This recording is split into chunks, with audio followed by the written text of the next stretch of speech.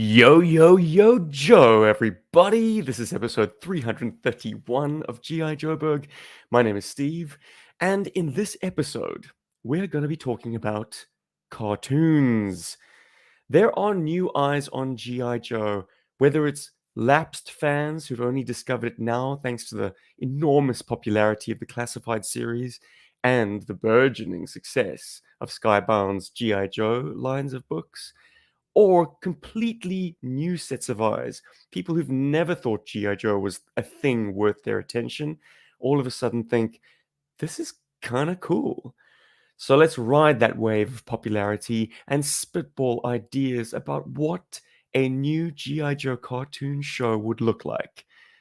But I'm not alone in this adventure. Once again, I'm joined by my boys from down under, but the other side.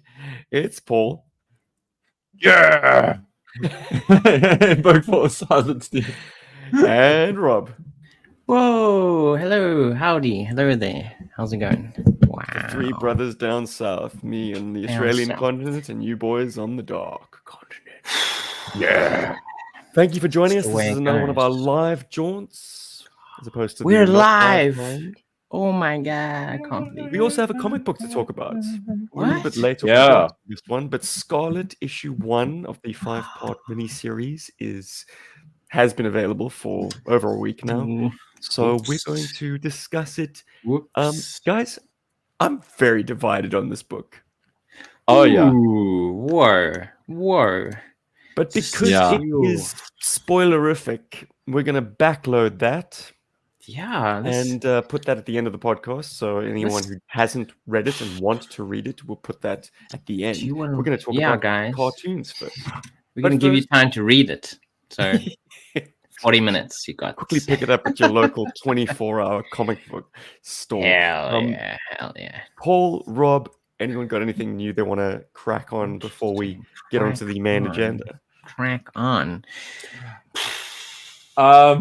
It was revealed in our last in our hit and run chat, but I got a red Power Rangers helmet. That that's is pretty cool. freaking cool, my dude. And that is like Um, the crown, like the centerpiece of your Power Rangers collection. Like you just It's pop the- it in the yeah. middle, all the other dudes come Red around. cherry on top. And I How got about it, you, Rob? I just wanted to do a small shout out quickly to Andrew before we pass on to Rob. But like Hell my yeah, Raphael Power Ranger figure is meant to be in my shrine, but I actually enjoy having him here, like to draw and pose and like Yeah. use him as lighting reference. So I've been really Sometimes enjoying the my things are so my important Raphael. they cannot be in the shrine. They have to be like Yes, reach. yeah, because it's too I far. don't like get it. Too far. You know? Exactly, my it's too dude. far. Exactly. Every time But you're yeah. inspired by old Exactly. Raph. Right. But anyway, Oh, enough Raph. about me. Rob, I was how just- about you? Well, Don, did you mention that like you can't really do a Donatello Power Rangers, can you? Because there's no purple Power Ranger. Yeah, like- that's true. Although Maybe they made or him an a orange orange one, Morphin. actually. I mean, Or an there's orange been a one. lot of Power Rangers over the I guess, the but they seem But to then- stick to those main colors, you know, rather than Mm. kind of like purple. You know, Secondary. like Yeah. I don't know. I'm Purple just is saying. a color that hasn't been used in Super Sentai, as far as I know. So Yeah, as far as I know too, they seem to stick to those. Maybe it's like a too royal a color. Well, for me at least, nothing Bad guy much colour. new has been happening. The new stuff is coming. The new stuff, stuff that's happening is happening soon. Tomorrow I will be relocating for a while to Stephen's parents' place while they tour the world. So my background will change for the next couple of episodes. So I'm very excited for that, to be in a familiar environment that has comfy couches, and an air fryer as well. I'm looking forward to actually making good food for myself. cooking in an air Dude. fryer. Man, I think Steve and I can like send you all the air fryer recipes because I love my air fryer. Absolutely do it. It's just And- easy, man. Chips No, done. it's no joke when Rob's talking about those couches. Those couches ensure that I never last to the end of any film that I attempt Not to a watch. single movie. And our childhood friend Alistair as well. Like he would pass out. Like Stephen would make popcorn and have OJ, and we'd start a movie, and we finish the popcorn, and then they're both out. Poof. And I'm the only one who's like, guys, how cool is the end of this movie? And they're both. Can also say I'm a Steven's parents' house couch survivor because we were watching that thing with Jean-Claude Van Damme. What was it? Cyborg. Yeah. Cyborg. I think it was Cyborg 2, wasn't it? Or Cyborg? No, Anyway, yeah. Cyborg. Yeah. And I also remember like, yeah, this is like cool, and we're laughing, we're making jokes, and then all of a sudden I was like, oof, I fell asleep. down, out for the count. It's Yeah, so that's tough. something cool I'm looking forward to. And I have access to Steven's entire GI Joe, well, his South African Joe collection, so that's going to be cool. Just to unlock those shelves, free the Joes, so they have air and sunlight all over them. Do it. They need it. Check out my Lady J again. It will be nice to be reunited with her. So. Funny guy. We've got some folks in the chat already. Moonlight was the first one in and best dressed. Then Joseph D27 who says, here, maybe. Whoa, Maybe. he is Man of mystery. awesome. Mark van Leeuwen joined the chat, and so has JoeFan84. If you're out there, guys, sound off. It'd be good to Sound see off. you. We And would love to mention your names Let as us know as who's we go there. through this episode. And I'm glad Do Mark it. has stepped in because I'm going to front load Ooh. some new shit section by Whoa. saying we've got a New shit. very cool parcel from him this week past. Aw. Not one, but two of his hardcover Dio storybooks. Ninja Showdown, which we featured on the podcast before, and yeah. another one, which I need to give them all a reread, but I think it's in danger of being my absolute favoritist of all of Mark's books. What? And the reason I suppose I'm being coy about it is because we are absolutely going to have a story time at the end of the year when I'm reunited with you gents. So we will save it for then. But That is just the know that plan.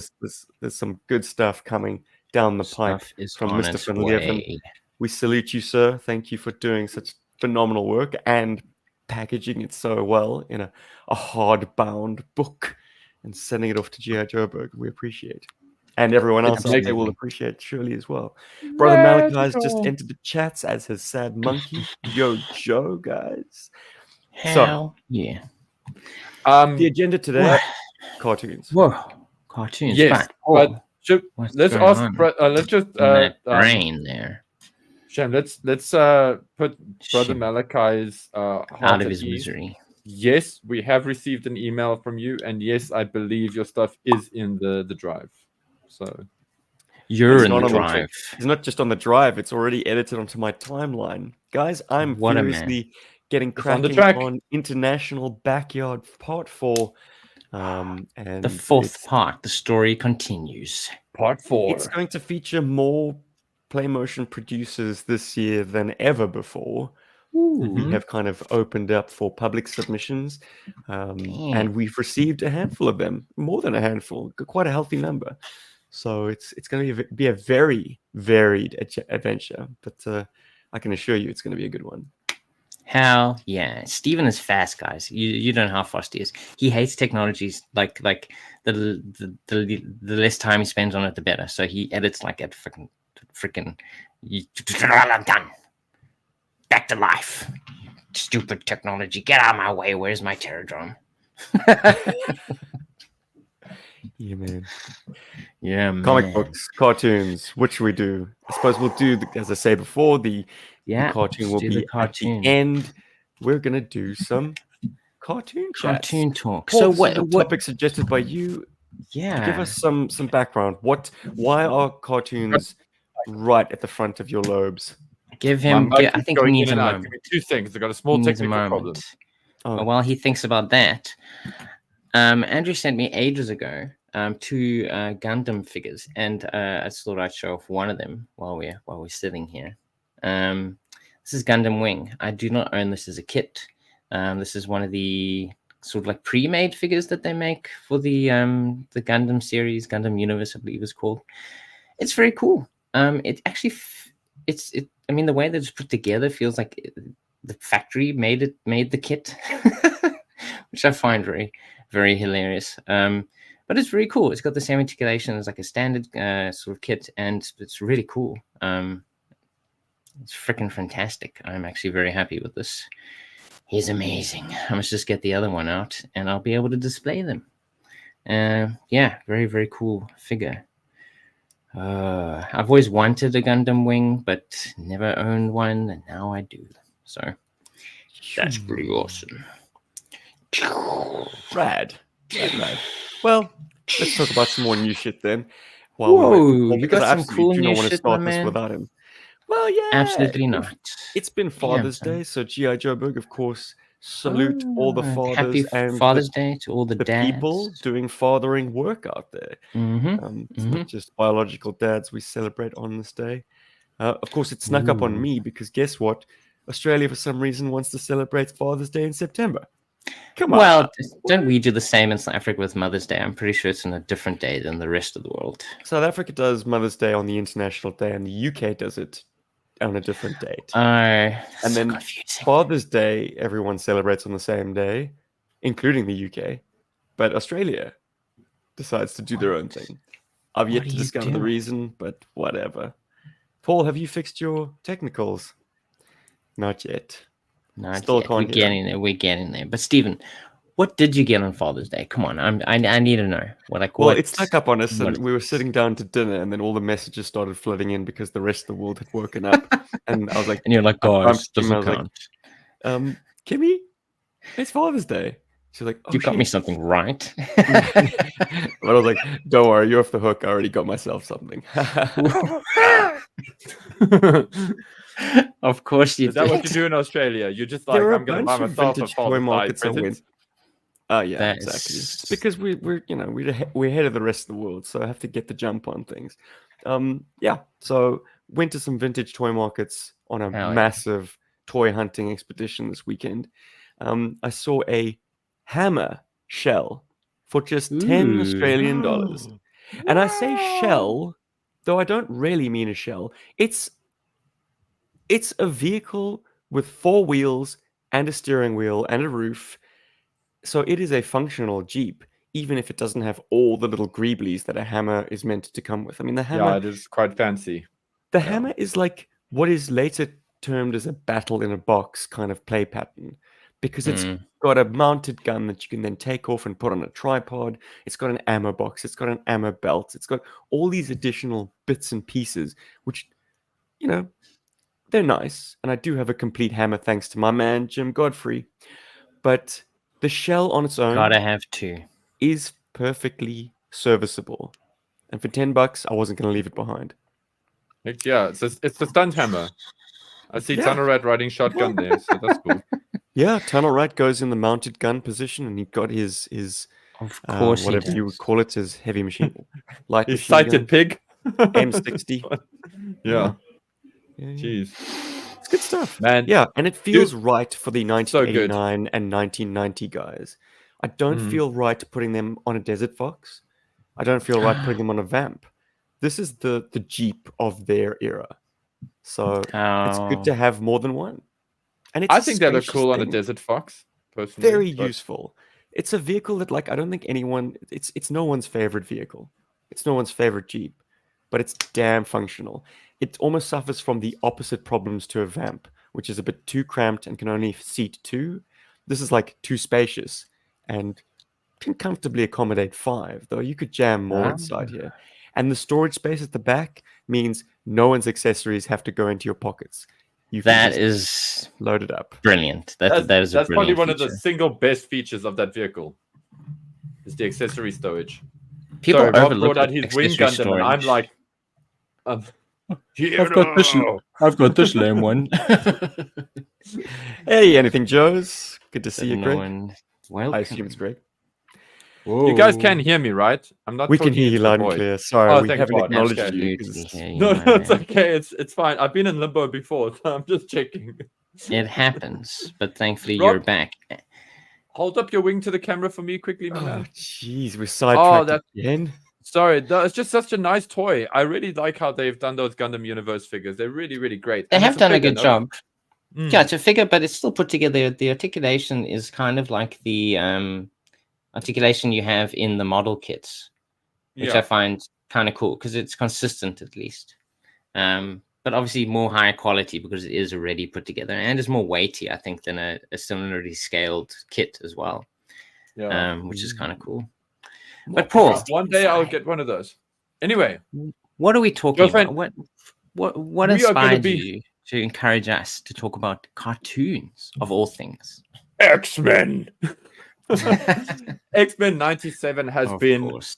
many things. It's been hellishly like super entertaining. It's well animated. It's well produced. It's well written. It has been a heck of a ride, and it is also just. It's been such a great sort of model or poster child for how you bring back a 90s property into today's sort of world. And the formula and the formula that they use is why I want to discuss a GI Joe as a cartoon in today's time, because the biggest faux pas I see with a lot of remakes, let's call them remakes or sort of continuations that are done way down the line, is that they try to sometimes modernize them, and that's where they fall apart. Because it's like X-Men manages to maintain some kind of modernity to it, as well as keeping its 90s charm intact. And that makes it super relatable to us and super interesting for people that are not us. And when I say us, I mean our generation. There's a lot of younger folk that I've spoken to just on our Discord forums and just in person. And when I say younger folk, I mean guys in their like early 20s and in their teens that are just like, wow, this cartoon is so great. 30s. Like, this is so cool. This is like, I mean, like it's an odd thing, but one of the X-Men was always special because, and this is not about X-Men, but X-Men was always special to me when I was growing up because it was like 2 steps away from being anime, which I enjoyed. And when I was younger, because of all of us being into anime and stuff like that, a lot of us were like, oh, anime is the bestest cartoons ever, and X-Men. Kind of that kind of childish mentality. But it's true. There weren't a lot of great cartoons started waning out or we like sort of fading away in the 90s. And and then we did turn to anime and things like that if we didn't already have that.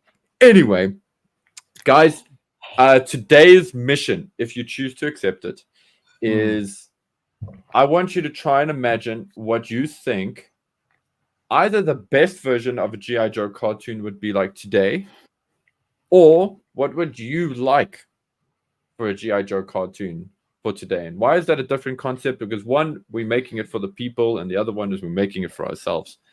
And yeah, so who wants to go first? Who wants to step up to the plate? Obviously. Well, I don't know. I actually kind of struggle with this because I had so many like different ideas.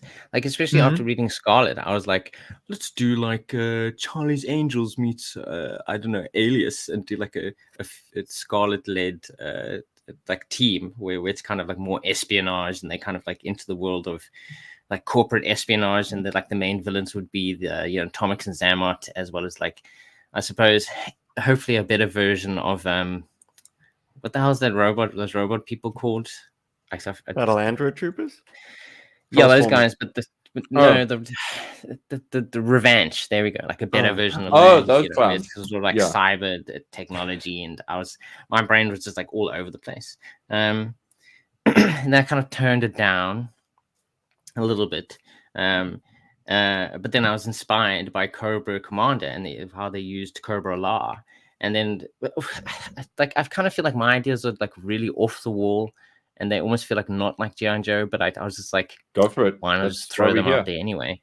So I thought of like a world where Cobra Law kind of takes over, and they kind of like destroy technology. I suppose they set off like some sort of like EMP bombs or something, and like all tech is just completely ruined. You can't use it anymore. And then that allows for the Ninja Force to step forward. So once again led by Scarlett, because I was like, I'm just loving Scarlett right now. So she would be in charge of the team. So it would be like Ninja Force versus Cobra Law. And I thought that was kind of fun too. where you kind of like That's follow them as they crazy. go along, kind of like trying to defeat. Obviously, like you can still have Dans and stuff like that, but I wanted to focus on the Ninja Force because I was just like, I don't know, like the Scarlet just Ninjas sparked my are whole fun. brain was like just add anything that has to do with her, add it in there, and Mm. that kind of dialed it back. And what I like about some of my favorite shows are very episodic shows. Like, I mean, obviously a lot of modern TV shows do kind of focus on doing longer form stories. And I feel like if the first couple of episodes don't hook you, you're going to probably stay because you enjoy the property or, you know, the franchise or something. But you're not going to probably enjoy it as much as you would if each episode was very much its own thing. Which I find, because then you can allow for misses, you know, there can be some misses, but then there can probably be a lot more hits as well. I mean, you know, the more shots you take, the more likely you are to hit your target. So then I started thinking of special missions. So you could feature lots of different characters as you go along. So it'd be like GI Joe Special Missions, the animated cartoon. And then you could just do lots of cool shit where I love that. continuity wouldn't matter as much. I mean, you could probably like sprinkle around a bit of continuity, so it wouldn't be as continuity-less as, say, the Deke series or the original cartoons. There would be some sort of framework there going on where you can kind of come back to it and build on it as you go along. So more Deep Space Nine than TNG or Next Generation Star Trek, you know, where things do build over time, but it isn't the major focus. And you can kind of have longer storylines where you can then feature back characters or events that have occurred in previous episodes. And I thought that would be kind of cool. And glue it together. Yeah, exactly. So you could just have a lot of opportunities to tell a lot of GI Joe stories. And obviously, I mean, the setting for this one would just completely back to basics. It would be a continuation, as it were, of the original series. So it would be more set in the 80s, maybe the early 90s, so that the technology isn't so, you know, overpowering. So we don't have all these crazy sci-fi concepts that obviously do over time creep into it, you know, like nanotechnology and like crazy nanotechnology. I don't know, like just really weird shit. Because I think at its core, GI Joe feels like an 80s property, you know, and it's nice to kind of like tap into that nostalgia and keep that timeline going, which worked so well in X-Men 97 because they did keep it. You know, it is a continuation of that show. Happy Nation. So, you know, obviously there is, you know, it's still 90s, but using superhero tech and stuff, but it's still set in the 90s, which I mean is probably one of my favorite things about the show. Is that it didn't jump forward to today, and it, you know, it's just kind of like building on that nostalgia. So I thought, yeah, special missions would be the coolest way of doing it. And then with having different characters, you can then tap into that. You can, you know, add more characters classified. If you launch a new toy series, you can feature those characters in the episodes as you go along. You know, it's not just a core group where like we're going to get 1,000 more Dukes and Snake Eyes and whatever else. You can then have a full roster of characters. So that's kind of my thing. There is a Marvel animation in recent memory that has done sort of, you know, episode of the week, but with a bit of a through line.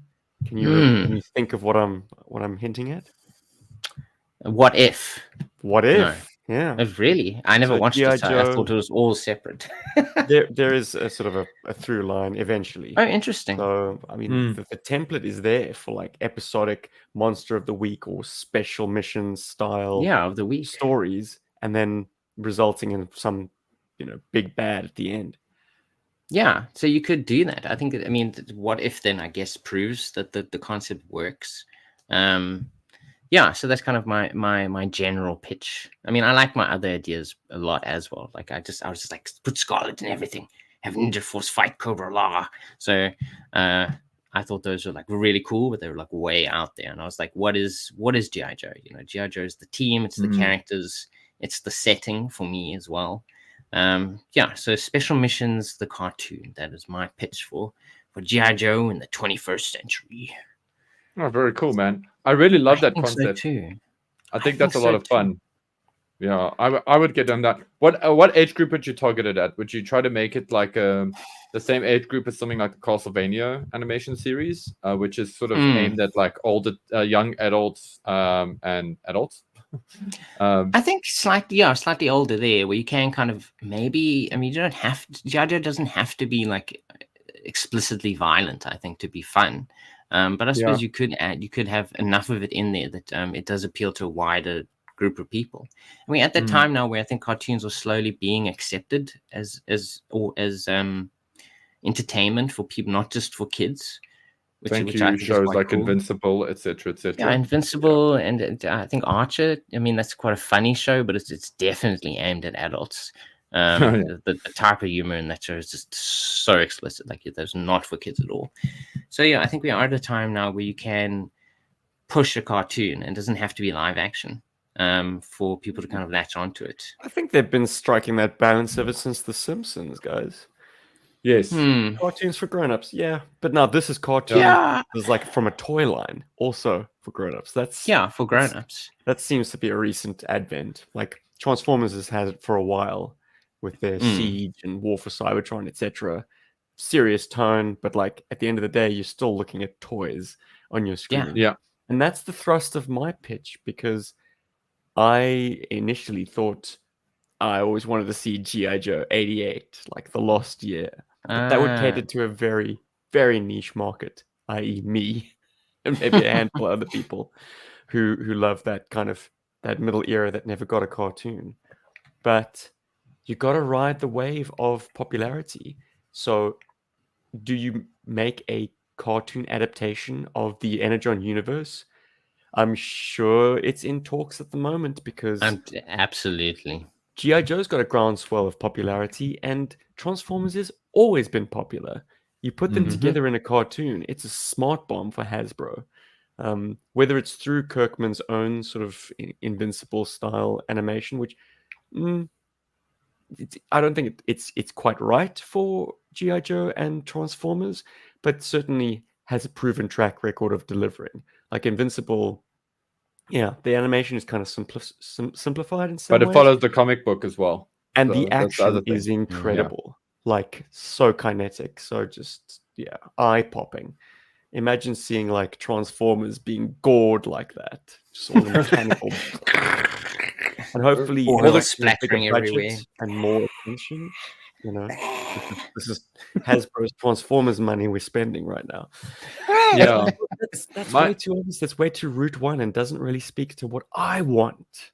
What do I want? Well, I want to see the toys, and even though I'm not a classified collector, I adore the idea of stop motion animation using action figures. I should have seen this coming.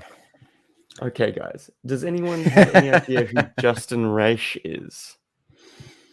I do not. No, actually, I'm not aware. But this is a great shot. This is very well framed. He's the artistic director of Stunt Puppet Pictures and founder.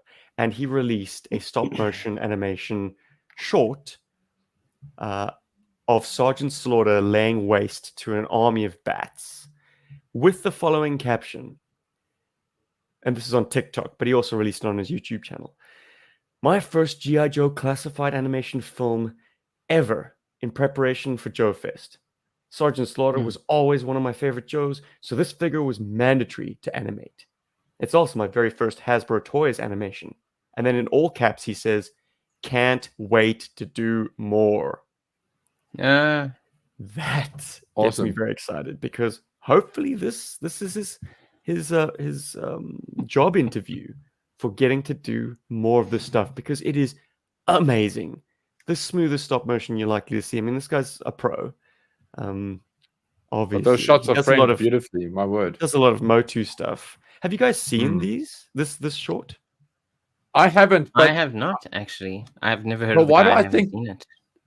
There's a guy that's doing a lot of stop motion for Big Bad Toy Store at the moment as well, for their ad campaign. So I wonder if it's like the same dude. He's done stuff for Gundam. He's done stuff for Mattel. He's done stuff for Supreme. Like Supreme smashed up with Gundam. Oh yes, yeah. This guy he's a big deal in the animation world. And I would be so delighted if Hasbro commissioned him to do 12 5-minute episodes using stop motion animation and the classified action figures.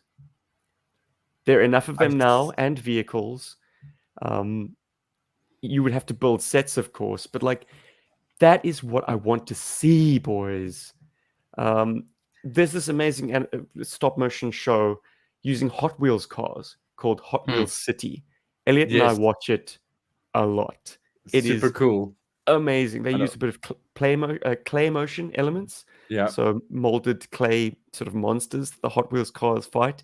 And of course, the sets are kind of augmented. They take the designs of the various like Hot Wheels, like Burger Joint or the Ultimate Garage. They upscale them so that they can shoot them more comfortably, I guess. Because, yeah, even the largest Hot Wheels set is a little bit too cheeky to try and tiny. maneuver Yeah. a camera around. Mm. So they've upscaled them, they've built out the city, but at the end of the day, you're still watching the standard Hot Wheels car that you could go out and buy at your supermarket for a couple of bucks. So just the accessibility of featuring toys is so alluring. Yeah. So even as a mean- non-classified collector, I would be delighted to see GI Joe toys on screen, and the fact that they are toys that people are buying just for the sake of toys. They're not necessarily even Joe fans, but these are just the coolest action figures on the pegs today, and enormously popular as a result. Everything's riding the wave. The HasLabs have been more successful than any other Hasbro crowdfunding ventures. Even usurping Star Wars at times. Like, the His Tank's track record outstrips the bloody Cantina. 6 love. So actually. Now's the time to strike, and this Justin Rash guy and his Stunt Puppet Productions are the company to tap for it, I'd say. Yeah, Steve, you totally fell for my trap card on that one. I knew you were gonna go. Not knew. I was hoping you would go in the route of like a stop motion or play motion kind of thing with the toys. You'd think that it's prohibitive, but it just is quoted as saying like it's easier than doing CG. It is much easier than doing easier CG. And cheaper. Like I thought to myself, you're building sets, you're in studio, you have to have lots of people styling and doing various things. Surely it's easier to assemble things in a computer. Well, apparently not. Apparently not. Yeah. Apparently, well, you don't have to rig actual physical things is still cheaper and quicker. You don't have to rig figures. You just pose them, take a shot, repose, take a shot, repose. They still need an armature. You still need, but you don't need it. Like if you've done any kind of work, you don't have to go crazy with it. Yeah, I mean, I'm getting technical now, but like even 2D animation these days uses rigging for certain types of things, and an animation rigger is a job on its own. A lot of animators can rig, but that's actually a job on its own in an animation pipeline. So yeah, it is easier because now, like essentially, it's the job, animating, storyboarding, shooting. It's 3 different jobs that are done by one person now, for example. Yeah. Which is amazing. And if you throw a professional team at it, I mean, you could probably get it done a lot quicker as well. Yeah. Like professional props team, professional lighting guys, yeah. Take nothing away. Justin is as professional as they come. Like no, for sure. But I mean, like YouTuber. I don't know. Hasbro's not going to hire one guy to do a TV series for them. Like you throw a team at this sort of thing. What I mean is like don't mess with it. Like I wouldn't want Hasbro to swell, but like maybe on the back end, marketing, with like writing. I mean, just throw money at this dude. We've seen one short so far. Throw money and I suppose it doesn't make a story.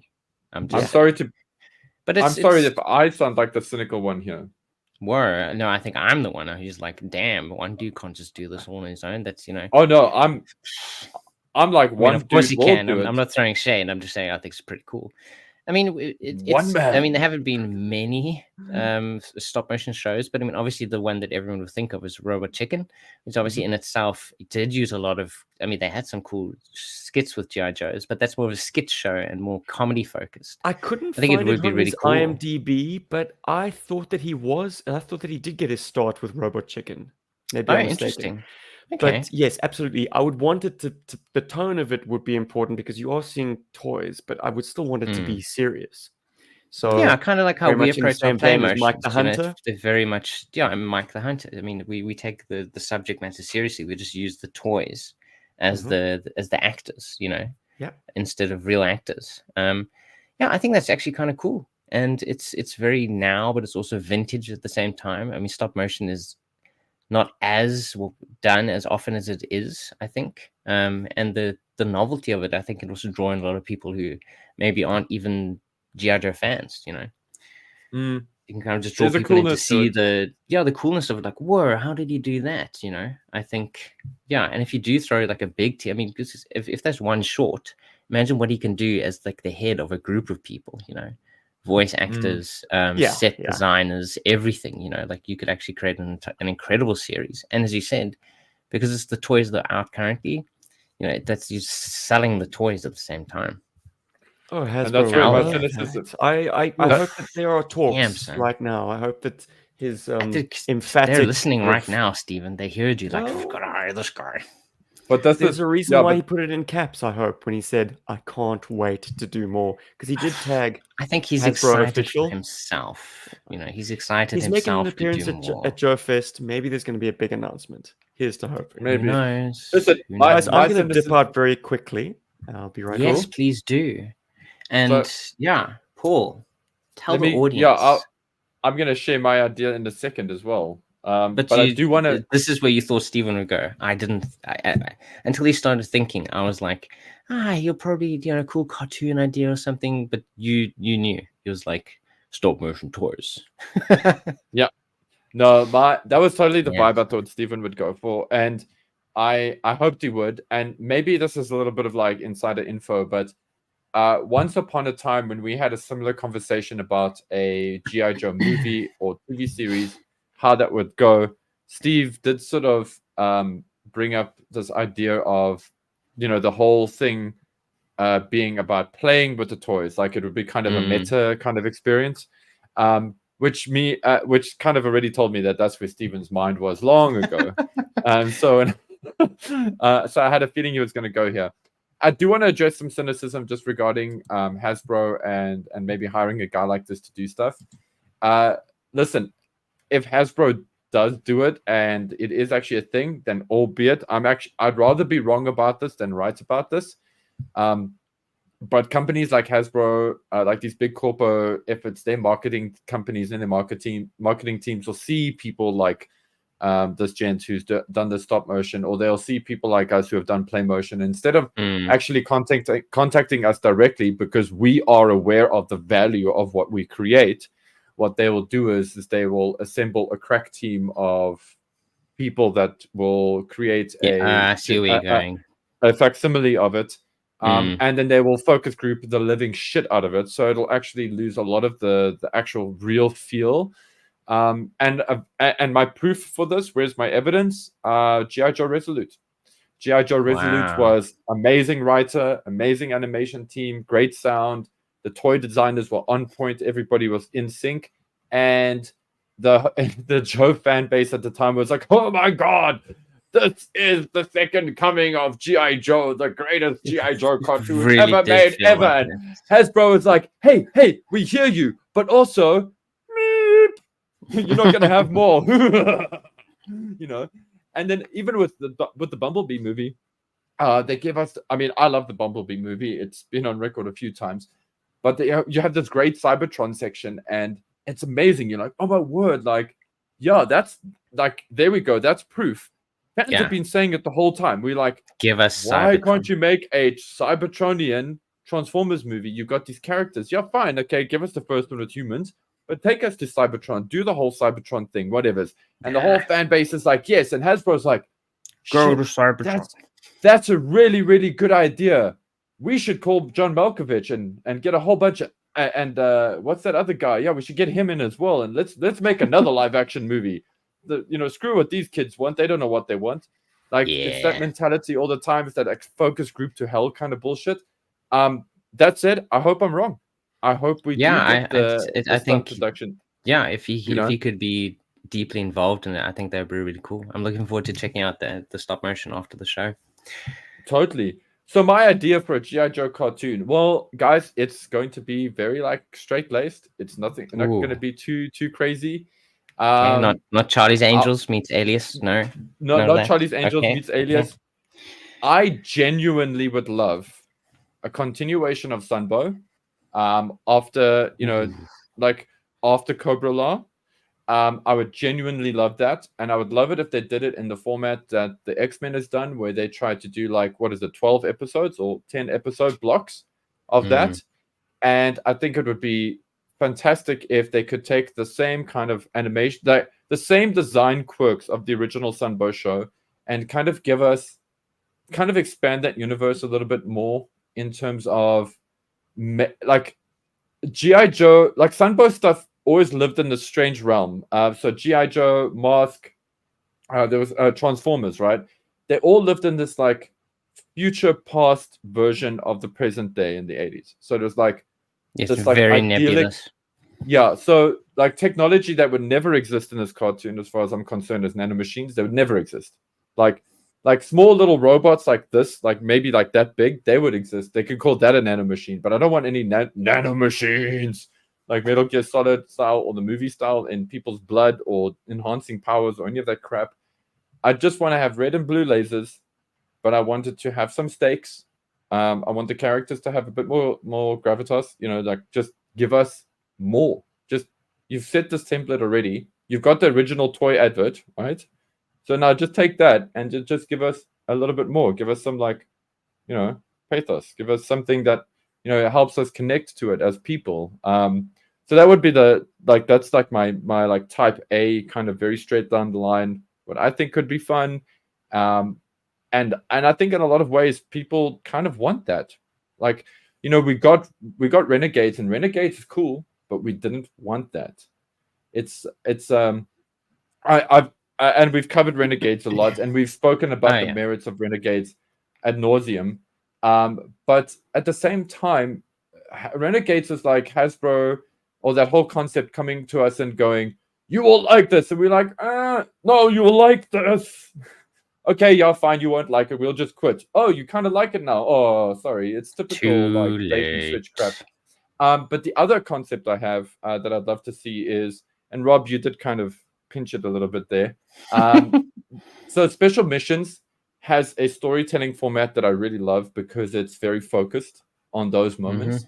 But what I'd love to see is if they took that kind of format, because there are so many different GI Joes, and instead of just having the core group, the Duke, Duke, Scarlet, Flint, Snake Eyes, Roadblock combination, like going through a lot of the episodes, I'd love to see lots of different groups, because Resolute did get that right.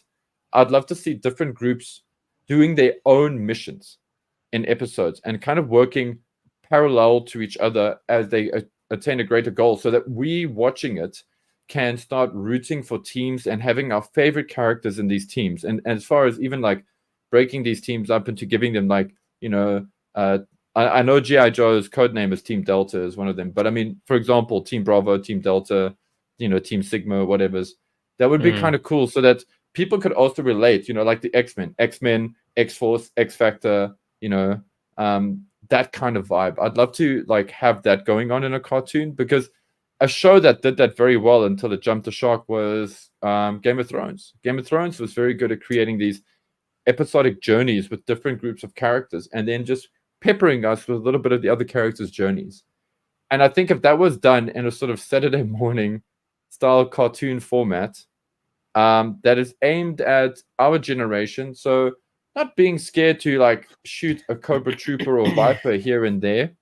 It doesn't have to be blood, guts, and gore, but like just not being scared to shoot, and maybe really lean into the evil side of Cobra Commander. Really lean into that, and really lean into a power struggle between Cobra Commander and Serpentor, because that worked so well in the original show as well. So it'd be cool to like lean into that. Maybe kind of somehow Serpentor survived. I don't know, whatever. But it's kind of the idea that I would go for.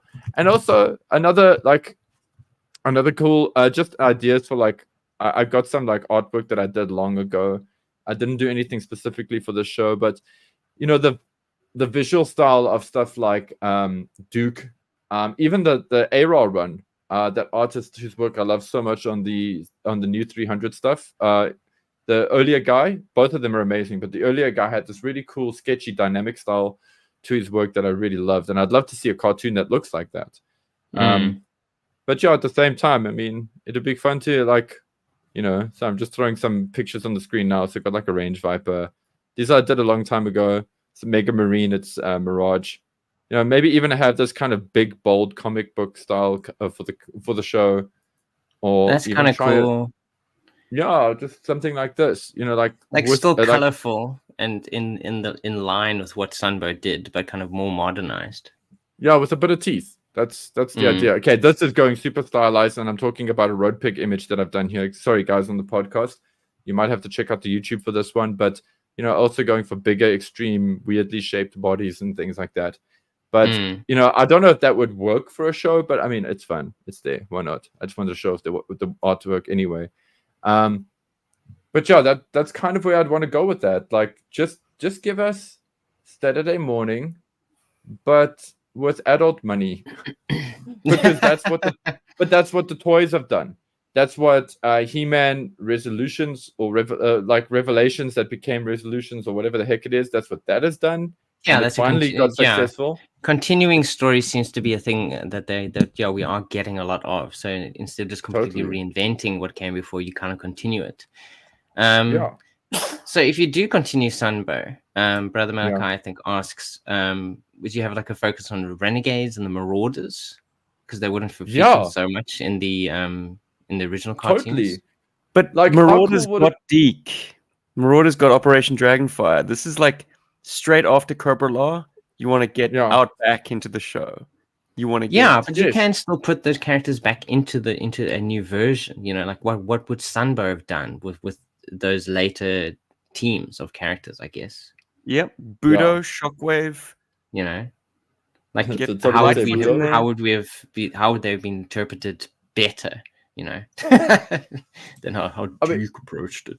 An interesting way to bring in a lot of those characters would be after the whole Cobra Law incident. Let's change the ending of the movie for a second, and maybe after the Cobra Law incident, those GI Joes went missing, and so there's a new protocol, and these new Joes have been tapped, and like it's their mission to try and like within the first 3 or 4 episodes, it could be about them trying to find the new GI Joes, going to where Cobra Law took place, or where Cobra Law was discovered, and then trying to find the Joes, for example, and figuring out like what's going on.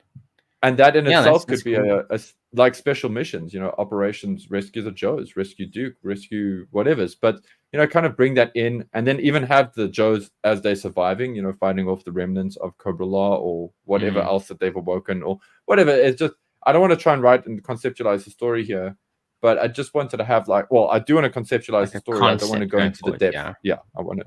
Yeah, we got a great couple of questions from Moonlight. Thanks for reminding us. I think this definitely applies to all of our concepts. So he started asking, would you start the story with a rookie character on a hero's journey, kind of like Sunspot? Like, would you introduce a new character? I think by Sunspot he means like in X-Men 97. We got a new point of view with the introduction of Sunspot. Would we introduce a new character to follow along as we go in the story? Yeah, well, we could. I mean, we could. We've got this great roster. I mean, we've got Gridiron that comes. That's 89. No, 1990 is Gridiron. Well, I mean, technically, also the GI Joe movie used Falcon as the hero character, like the main protagonist of the GI Joe movie. Like he was introduced as a rookie guy, and we did follow him as we went along. Could you see that happening? Clearly, in my classified retelling, we'd follow the rookie character Wolf Spider. A character who only exists in the toy line. No, I'm just trolling, but that's a cool idea. It seems like there always is a kind of a new guy on the block. Each someone you could follow. Each miniseries in the Sunbow animated series kind of brought in someone, whether it's Shipwreck or Quick Kick. Like you had some new characters who kind of were your cipher. You're in, yeah. So similarly, like I don't know who would be new for, who would be new for the middle years? Absolutely. Those kind of 1988 roster. 88, 89.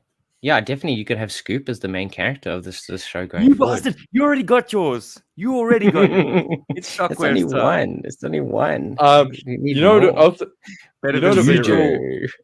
DJ. You know, main oh yeah, character. DJ. No, you know, we discussed him.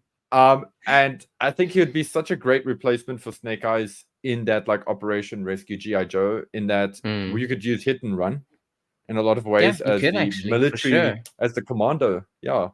Because I think Storm as we Shadow would said in also be our missing. So yeah, yeah. as we said in our talk about Hit and Run, he has very much already a main character origin story, you know, which I think would apply in almost any situation. You could have him as your main character in a show. As for my pitches, I think, I suppose whoever the main character was, you can kind of feature them as the person who's kind of like you're following along. I don't think I would have a hero's journey if it was special missions. It's just these are the teams.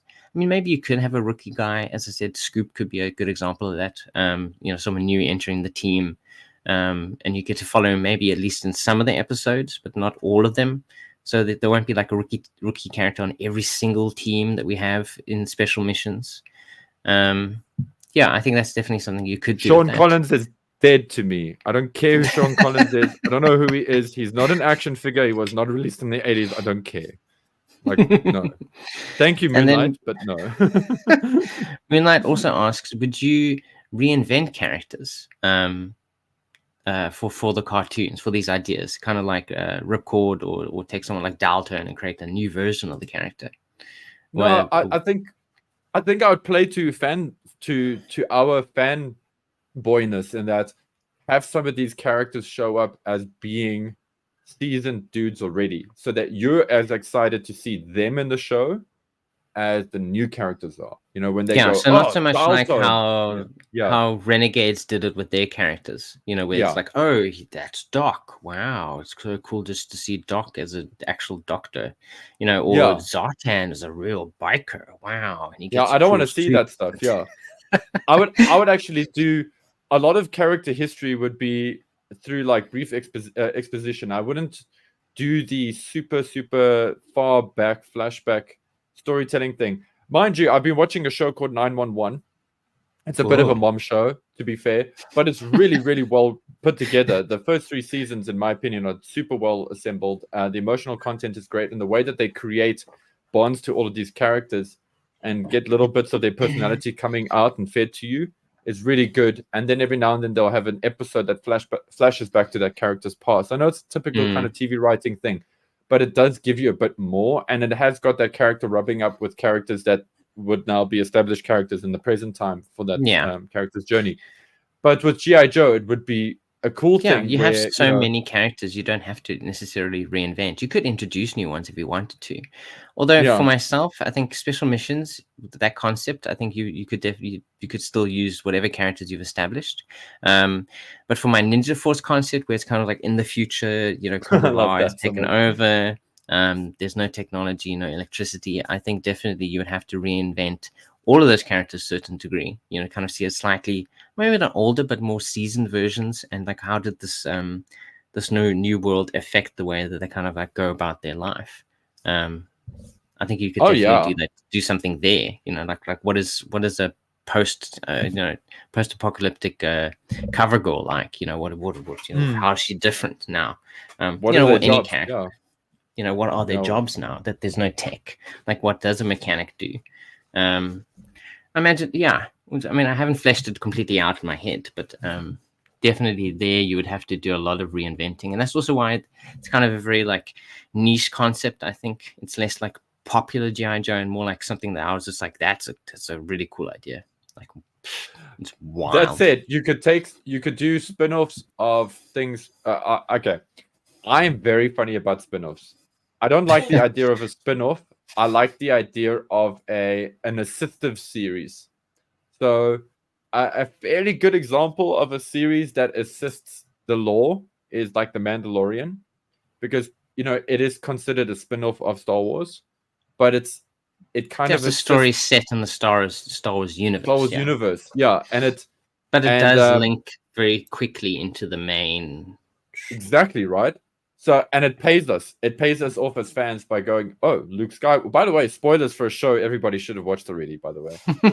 But it gives us payoffs by actually seeing Luke Skywalker again. And not just seeing Luke Skywalker, but seeing Luke Skywalker like in full-on badass Jedi mode. And so if you think about like an assistive show which is about the Ninja Force and the missions that they do, that could be very cool as well. You know, and once again, that wouldn't, you see, when and this is actually the other reason like I want to talk about this so badly, is because if I speak to younger people, again, people in their 20s and teenagers, they know that I'm into GI Joe, and so some people will start speaking to me about GI Joe and things like that, and ask me things about GI Joe. And one of the things that that does sort of tend to come up in the conversation is accelerator suits and animations. And those things are so not GI Joe, you know. But exactly, they are, unfortunately, because of it's in people's conscious, you know. Like exactly. That's the only thing that they've ever seen of GI Joe is that movie. Exactly, and Sigma 6 and stuff. So what happens is, so invariably my narrative has to be this to them. No, that's not really GI Joe. It's based on GI Joe with some different ideas, but it's not really GI Joe. And essentially what I'd like to try and get here, which is what I feel that Skybound is doing very well, is that they've been quintessentially GI Joe. So when I if I ask somebody like that I know, again, a young person in the early 20s, and I say, hey, read Duke. And then they will ask me questions about it. And my fan brain will kick into, oh yeah, G.I. Joe, G.I. Joe, G.I. Joe, G.I. Joe. You know, not being like, oh no, it's not really like this or whatever. You know what I mean? So yeah, you can kind of just go with it. Yeah, I can actually have a conversation about G.I. Joe with them without having to try and correct law and kind of figure things out. And that's what X-Men 97 did so well, because somebody who's like half my age can talk to me about the X-Men because of the experience that they've had on X-Men 97, and we can relate to each other on the same thing, the core thing. There's no, oh, are you talking about the Bayverse? Are you talking about the Stephen Summers verse? Just one verse to rule them all, my dudes. This multiverse crap is also annoying the shit on me. Anyway, I think that concludes our cartoon conversation, and I really, really would love to hear other people's thoughts in the comments. Please, when you guys in the chats, you guys are great as always, but please, like, throw ideas in the comments or let us know what you think would be cool. I always think it's great to hear people's feedback and hear what they think. If you think our ideas are completely crap, let us know. You know, absolutely, it's not going to hurt our feelings. You'll be like, oh, I'll be like, this person thinks my idea is crap. I'm like, cool, thank you. And I can move on. You just said something. But before we move on to the comic book, one more question from Brother Malachi. Would season 4 be the season where Storm Shadow switches sides and we get him in his Joe outfit? What do you think? Who asked that? Okay, so Brother Malachi. Just technically, though, it would be season 3. There were only actually 2 Stanbo seasons. It's so confusing. It is so confusing. It is a bit confusing. Season 3 is. I would love for it to be revealed that Storm Shadow was never a bad guy. Not because I'm trying to be all. Because Storm Shadow is a ninja, and ninjas, that's their job. Their jobs are to infiltrate and to disguise themselves and to do all of this stuff. I'm not saying that Storm Shadow is not a bad person. I mean, he's quite willing to kill and all that stuff. But I would love for him to kind of get out of it and be like, yeah, so actually, I've been trying to help you guys all along. You know that time when when you guys saved the world or whatever? Yeah, that was me that pulled the plug out the wall. That's why I was picking stupid fights with Spirit the whole time, you know? Yes. You could tell I wasn't taking this seriously, right? Yeah, I'm like, I fought the most outrageous person in your group, you know? And he's eagle, and I didn't kill any of them. Ninja stars show you eagle, so you could catch them in midair. Like, yes, yeah, it was exercise. It was like throwing a ball for a dog.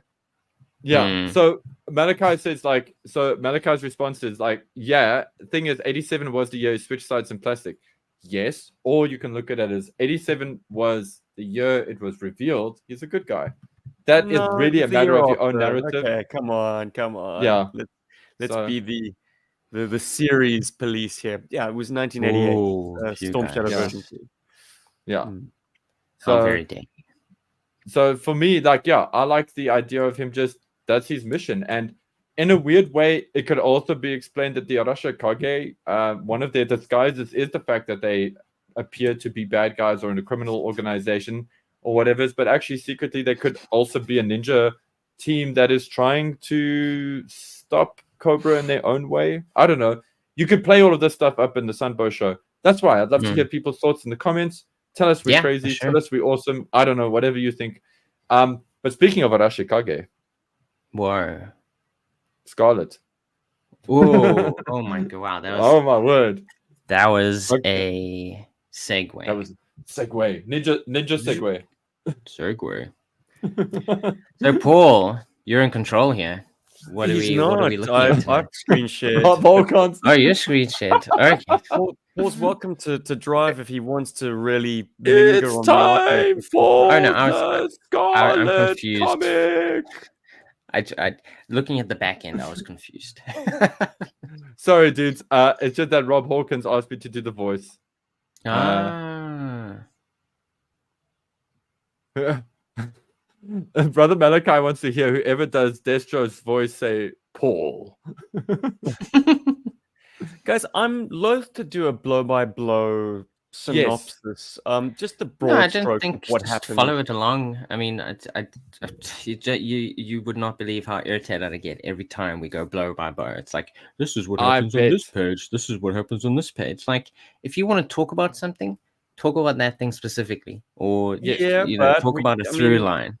For We're not anyone here to tell who's people not- the entire story. For I anyone don't who's here to listen to GI Joburg talk about GI Joe and has little to no interest in actually reading this book, just to bring them up to speed, this is Scarlett's introduction into what I guess will eventually become GI Joe. She's already an operator. She has worked closely with Harlan Moore, aka Snowjob. She's also worked very closely with Jinx. Ooh. We pick up Exceptionally close. we pick up the story after Jinx has disappeared for some years and gone rogue. Scarlett's on a mission in Monaco for a shadowy military unit, not GI Joe. It seems they're after human traffickers. The like sex traffic. Some girls are being bought and sold in this sort of illegal auction, and Scarlet bumps into Jinx. Boom. That sets the wheels in motion. She resigns or is fired from her job as whatever this shady military unit is called, and then gets approached by Stalker to infiltrate an Arashikage dojo where Jinx has wound up ostensibly. That the fact that Jinx is now communicating in sort of a coded way with Scarlet gives her an in to now reach out and infiltrate what Stalker calls an up and coming arms ring. Like the Arashikage is like arms dealers. Interesting. What are they dealing? Katanas and what is it called? Naginatas? Nunchucks. Martial arts weapons. But I do. I'm curious about that. And then the big spoiler right at the end, and switch off your radios if you don't want to be spoiled. But right at the very end, Scarlet gets beamed on the head after infiltrating the Arashikage dojo and like cutting her way through all the pawns to get in front of the Hardmaster. She gets beamed on the head by Storm Shadow. Whoa. And that's his big reveal in the Joan universe. I'm sure Paul has some thoughts on that. He has many thoughts. So I also feel like maybe we should do this more with comic book stuff as well. But I just want to say Kelly Thompson writing this with Marco Ferrari being the artist for here, Lee Lowridge, the colorist, and Russ Wooten is the letterer. Yeah, very cool to see this team working together because I do want to say I have quite enjoyed the artwork in this book. It's got a vibe. It's got a vibe. It's the art as with all of the series that they've produced so far at Skybound is gorgeous. And it works It's different and it works. And I think the artist does action very well. I could follow a lot of the action that was going on. It's not very cookie cuttery. It all feels unique. His panel layouts are quite nice as well. You're kind of following small little details, building up to something.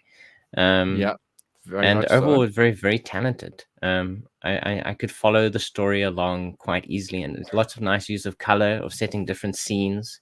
When they did flashbacks, because in the Energon universe, we do see that Jinx and Scarlet were very close. They had a house together, whether they're roommates or something else that hasn't been established, but they were very close. They lived together. That's where they established their own little like secret language that only they could understand. So they have a very close connection. You could kind of see that was definitely in a different time period, and it wasn't, you weren't confused like, oh, but I thought Jinx was, missing. Yeah, I'm gonna take us for the YouTube viewers. I'll take us to one of those shots so you can actually get a bit of the feel there. They give it like a grade, like a it's like a sepia sort of tone in a way. So you very clearly know that this is a different time period. Also, would that be handled by the colorist, Paul? Yes, yeah, entirely. But I mean, he would Marco Ferrari would have specified like, okay, here's the idea. Probably the writer as well. Yeah. Or the writer would specify. The writer would say these are past scenes. Make it look different. Give it a border, just kind of white it out. That sells that it's kind of. So there's definitely a through line. I think everyone on the team would have agreed on how they wanted this approach to be, I'm guessing. Also, and I just feel like this is kind of important, and I'm sorry if this makes me feel like makes me sound whatever, but I love that we got a female writer writing a female character. Wow. I hate that I have to say that as if it's like a novel concept, but it does seem to be in comic books. So yay for that. Actually, it's cool because it definitely Scarlet feels different, dude. And I kind of like the Scarlet in a lot of ways, because what happens throughout this whole book, we get some Scarlet giving us introspection and all that, but we have an inner dialogue. And Scarlet, sorry to sound like Shania Twain here, but Scarlet feels like a woman. She doesn't feel like a man dressed up. She doesn't feel like a male gamer playing a female character. So she's not all like, I'm the best of the best. I'm so much better than you. I got bigger balls than you. She's like, yeah, cool. She's on a mission. She's doing her thing. She's the way, she has her memories with Jinx. And, they're actually sharing some very kind of, dare I say it, and I mean this in the best way possible, but some girly moments, and it's cool. And thank you to Rachel in the chats. She says, according to an interview done with the author on Talking Joe, Scarlett and Jinx share a sisterly bond, nothing more. Totally. And I kind of appreciate that the clarification. I don't. You don't? You want them to be? I didn't need that clarification, additional to what is on the page, because I think it's deliberately quite ambiguous. I mean, there is a very throwaway line, which can be a kind of a girl, you look good, like girlfriend kind of line. When Scarlett sees Jinx for the first time in a long time at the Arashikage dojo, she says, she looks good. So is that, as I say before, kind of a girlfriend thing? She's been looking. No, that's because we're guys. Or is it she looks good? This is going to be distracting because this is my ex. She looks good, as in she doesn't look mistreated. That's obviously not the reason why she didn't return before now and she lost contact with us. All I'm saying is nothing on the page definitively closed off their relationship as just being friends, or if they were in fact partners, lovers. Well, I'll say I also appreciate the ambiguity, but I think there might be people out there who don't appreciate that ambiguity. They want to know for sure, because I mean, unfortunately, we still live in a day and age where there are bigoted people, there are prejudiced people who would hate this comic just because that they were in a sexual relationship, and it's kind of nice to know that that there is that clarification. I think So that kind of removes one block from people hating on this thing because they've interpreted it in their prejudiced way, I think. So, you said it. Hey, look, I want to. the possibility Yeah. of them being a couple has me very interested. I In think all it's of these interesting, images but I in was the don't book, think- I'm looking for what sets this continuity apart from the established continuity. That's my point of interest. As a longtime GI Joe fan who's kind of almost seen it all or played it all out in my mind, like, and seen it kind of reach its like weary conclusion with the ARR stuff where everything's been done before multiple times. Here we've got an interesting new wrinkle to the GI Joe makeup. The fact that you've got these two characters who have a past. How does that affect, a love triangle moving forward involving maybe Snake Eyes or Duke? Do Oh those my word, he wants Archie. romances get out of the book? Like, or do they remain present and like I hate the idea, but at the same time I enjoy the soap opera-ness of it. Like, okay, it's always going to be a little bit hokey and old-fashioned for like the one girl on the team to have the relationship. It's like, why does she have to be romantically involved with anyone in Yeah, the there's book? also that. Yeah, that's also a bit of a But at the Bexel same test time, there. like that Yeah. adds a layer of intrigue, which makes this more than just like Green just Army men action. pointing guns at each other. Yeah.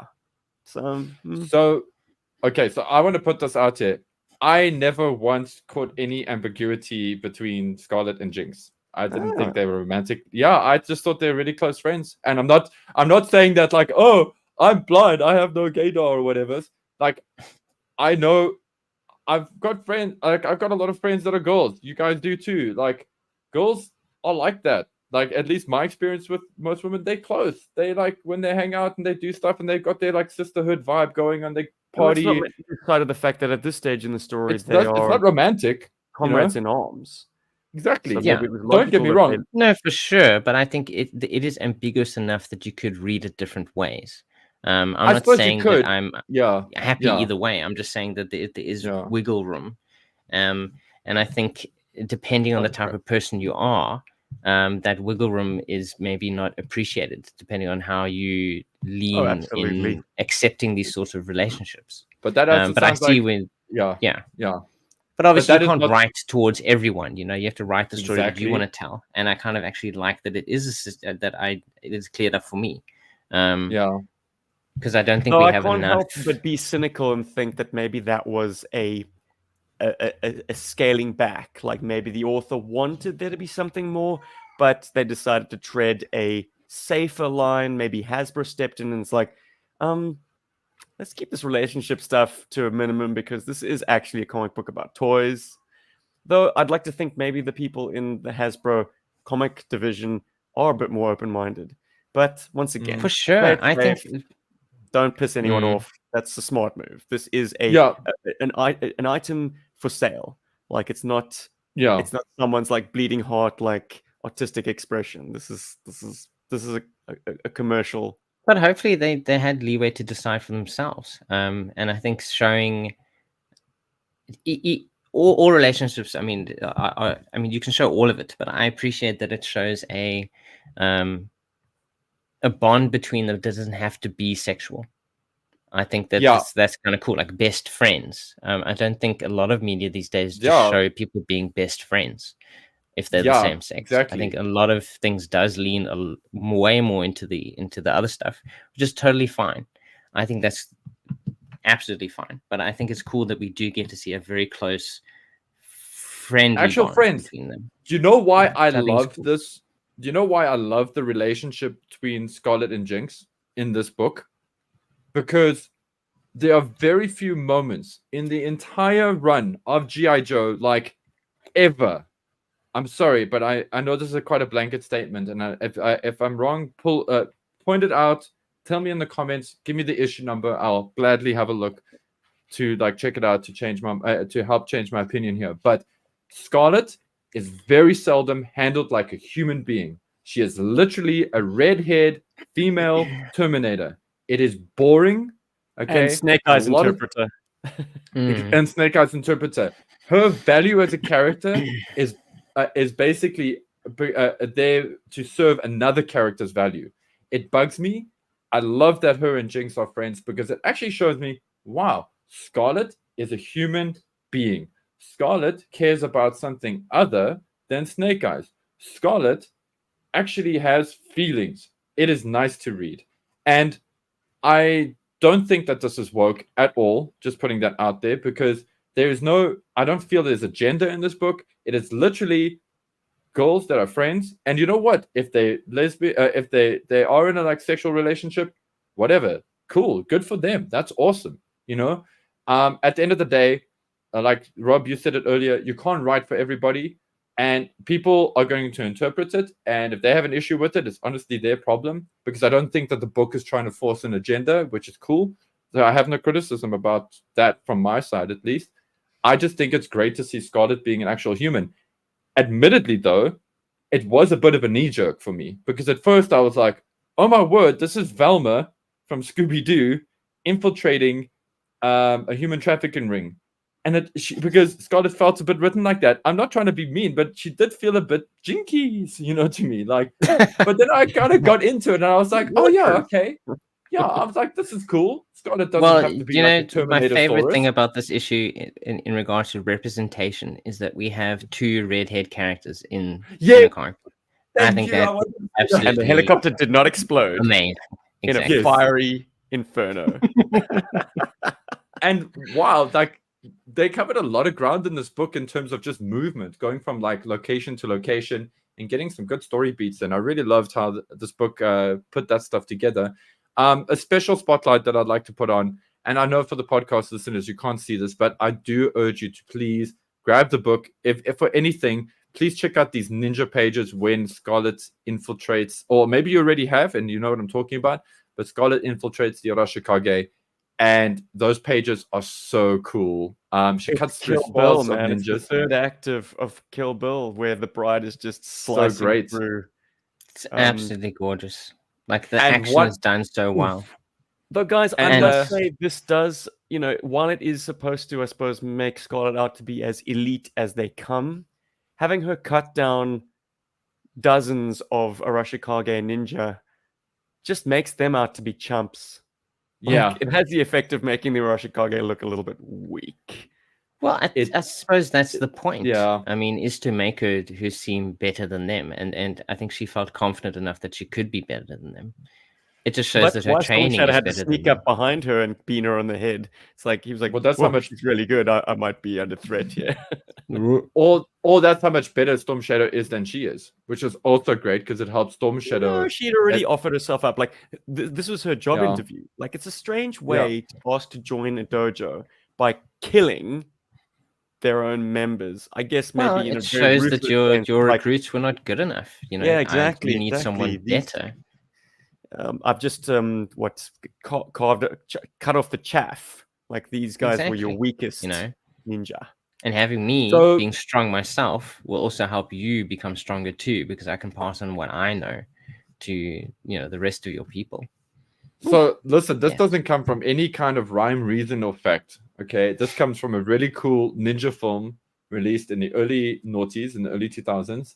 Mm-hmm. And it follows a female ninja character who's part of a ninja clan, and that goes through their grueling training, and they become friends. That they become brothers and sisters in arms, and they're all like, they work together and they laugh together and they play together, and then they're then forced to kill each other. And I think it's only like two of them or 3 of them actually survive. And like, that's kind of a brutal test, because this ninja master is like, that's what you will do kind of thing. I think, if I'm not mistaken, I think they're all poisoned, so they have to kill each other before they die from the poison, and then he will give them the antidote. I think that's how that works. I think the movie's called Azumi or something like that. I can't remember. Anyway, dramatic. I like it. What a premise. Paul Moonlight is on the same wavelength. He actually asked you if that's Azumi. There we go. Yeah, there we go. Thank you. And it's very cool. And then, guys, just in martial arts, in the old ways of martial arts, I'm not talking Japanese martial arts, I'm speaking about Kung Fu here. In the old days, when you started up a school to teach Kung Fu, you had to be vetted by other Kung Fu schools in the area. And so what would happen is fight all of them. Actually, you would burn incense in your window, and they would come and Oh, challenge that's you. boring. Oh, No, so okay.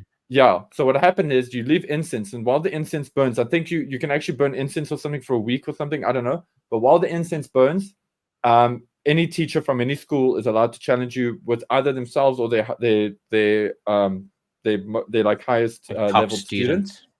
And if you lose, you then cannot teach kung fu there. But you're allowed to be their student. If they lose, you get their students in their school. Because you obviously know more than them, or you can settle and be on peaceful terms and be like, okay, cool. What you teach here is actually very verified. This goes down kind of deep into kind of the little bit of the underworld. I don't want to go into too much of that, but that is a real thing. And so her coming in here and like kicking a whole bunch of people's asses as part of a job interview makes it's sense. ninja whammer jammer. Also, not every It makes single sense. person in the Rishikage clan is Storm Shadow. Like there's degrees of training. Like yes, they'll go through all their. There's going to be one blow, man. Well, but if They're you trained haven't badly on fought purpose. lots of not training on badly on purpose, but you know they don't all have the same amount of experience that Storm Shadow does. So yes, they may be elite guys, but I mean this could be literally their first fight ever. So that doesn't make the Rishikage look bad. It just means they just unfortunately lost to a better fighter who has more experience. Thanks, Rob. Also, I needed sort of a further justification of that because I must say, like, it feels like a lazy shorthand always to make your protagonist seem to be this god of conflict that can just cut through swaths of enemies with impunity. And this is an exercise that I want to do when we have enough distance from all these things. But I want to, on the show, look at all the GI Joe comic book reboots over the many years and compare them, because we had with Devil's Due that'll be fun. A very much more like pushing it from the Harmerverse into a more colorful like Sunbowverse world where GI Joe was it was bombastic action. How good was that? On a scale that we hadn't seen previously. And then when IDW took the book and relaunched with their GI Joe title, it was a scaling back from all of that. It was it was even more realistic than the Harmerverse, which granted isn't actually that realistic when you think about it. But like they made it super realistic to the point where Snake Eyes fights a single blue shirt Cobra to a standstill and barely makes it out alive. One Cobra Trooper. Wow. Okay, this is how blood and guts, drag out, kick out, screaming fight it is. It goes through multiple phases of guns, knives, hand to hand. Eventually, Snake Eyes bests him, but like not without taking some serious damage. And then a Mamba shows up and wipes the whole city block out. Anyway, spoilers maybe for a comic book that's 15 years old now. But this kind of now pushes more towards the realm of like GI Joes are super soldiers, which they have to be. They're going to be going up against Transformers eventually, and so that's where they're pitching this. But like I like the IDW approach a bit more, just a bit the more realistic. That irritates me because I've always advocated for GI Joe to lean into the fantastical, but just handling combat with a little bit more realism. That like characters can't just jump out of cover and like start shooting. They have to fight with guile, with stealth, with savvy. They can't just like with bullets streaking past them, just going full auto. Like there's got to be some kind of thought given to how a realistic conflict would move forward on the page. Engagements would play Whereas out. seeing Scarlett just like announce herself, "Hey guys, here I am. Let's throw down." It loses me a little bit. Yeah. Listen, I get that. Me personally, I read comic books because I want that crap. It's for the same reason I play video games. Well, that's the which art is dynamic. yeah. I mean, the combat Yeah. stuff. Paul, did it get your stamp of approval? Oh, it totally gets my stamp of approval. Well, I that's good love enough this for me. whole book's visual style is it's beautiful, and I love the writing style. It was fun. It's just these books have all been a treat. Duke, Cobra Commander, and now Scarlet have all been a treat because they've all got their own personality in the Yeah, writing. they feel very different, which is nice. Fun. But it's fascinating because care. Yeah. Duke and Cobra Commander it was the same writer, wasn't it? Joshua Williamson, but he's still was it the same writer? I think it. I feel like it. I don't know. I can't remember. I'm bad at that. I'm almost certain it was. but still, each series has its own tone, has its own feel, and it's kind of cool to see all of these different things going forward, and how they will eventually all kind of like come together. And it's nice to have a different writer writing a character, and I'm very happy it's Scarlet. We get to see her. People can grill me in the comments for this if I'm wrong. Ooh, but this they is my should. knowledge. Obviously, if I'm wrong, correct Mhm. me. I'd love to be right. Please. All When love you you. offer, by the way, when you offer a sword, you don't offer it with the hilt. You offer it to, okay, you guys. If I offered one of you guys a sword, Mhm. okay, I would offer it with the hilt on the right, on your right, so your right hand can grab it easily. You know why? Because I trust you. Okay, Mm. because most people are right-handed, so to offer them the hilt easily means that you can just grab the sword and cut my head off, right, or hurt me, right? But I'm showing Okay. you trust by offering you the hilt on the right-hand side. I'm showing trust. I'm going, here I am. I'm actually at your mercy to hurt me. By offering the sword on the hilt on the left-hand side, you're actually saying, I don't trust you with my life, and I'm not actually offering I'm not showing you any kind of like penance or anything, because your sword, you still have to cross your body to grab the weapon, and it's also the hilt is still, the grip is still closer to my right hand. It's the only mistake that they made in this book, and I So think do you? I think But this she is writer a should have. guidance after all, Paul. Well, that's a question I was gonna. Yeah. She's being self-deprecating by not offering it the correct way. No, Here I'm no prizing it. Well, No, do you think it's? she's being It's no, a- she's not. She's protecting herself by offering it the wrong way. She should be operating you it with them to be able to cut it. That's So do you self-deprecating. think that's a mistake, or do you think that's on purpose by the writer to That's actually I wanna write it find out. wrong? That's what I want to check, because that stood out to me. And maybe maybe the writer watches this episode, or somebody tells them about this, and they're like, "Oh my word, somebody noticed or cares about that detail." Or like, this is not a criticism. At the end of the day, it sells the scene. It doesn't matter. I'm being a nerd. Like, I'm being a super nerd. But also, to be fair, when you're working for the same studio who's employing Larry Hama, who is a well-known, trained martial artist in swordsmanship, in Japanese swordsmanship, just ask him. He will tell you.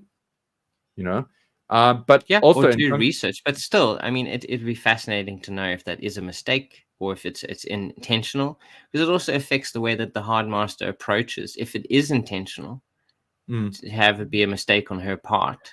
I think Moonlight is We're really thinking about baiting you, this. Paul, by No, he's not mentioning wrong. the recent classified reveal of the Storm Shadow version 2. You mean the having Storm Shadow? Steve on the wrong side. Ooh, trigger warning. Oh, I don't want to go there. It's like they've only gotten that figure right once, and that was the Lordy. original. Wow. And actually, the sideshow version, to be fair, to a degree, sort of the modern era, like, for the most part. But anyway, speaking of the man, Yes. of course, Hard Master, I live to serve. How great is this? One-page Storm Shadow? splash, and it's Storm Shadow in all his glory, So not cool. bearing any symbol of any kind. We don't see It's a Cobra. we very don't see cool Target. outfit. It's pretty rad, yeah. And I mean, Yeah. in the snow with your guns out, tough boy. They don't feel cold. So yeah, no, he does. He doesn't feel cold. He has karate. Yes. Not that's like that meme. Not quite yeah, barefoot though. Not quite barefoot. not quite. He's But still he's wearing ninja tubby. So yeah, but Very cool yeah. introduction. So overall, I mean, how do we feel about this issue? I How do we feel personally about am this? very excited for it. I think it's a cool take on Scarlet. I like that she feels like a person. And I like that, yeah, she has friends. She's very capable, and I'm very excited to see where the rest of the series goes. And I hope it'll break the Actually, a trend. person. Love it. She's actually a person. I hope it'll break the trend of the last two, where either the half of the last issue or the entire last issue is a setup for whatever comes next. I hope this is actually a 5-issue story. But it probably won't be. It'll be 4.5 or 4 issue, and the last issue will be like the setup for the next thing. Something's coming next. Yeah. But yeah, I'm very excited. Love the mystery behind Jinx, dudes. Like, you know, we got these like flashbacks to their past and their friendship and all that stuff, which we've now spoken about a lot. But Jinx is still a mystery. Scarlet is still a mystery, but Jinx is more of a mystery. And Yeah.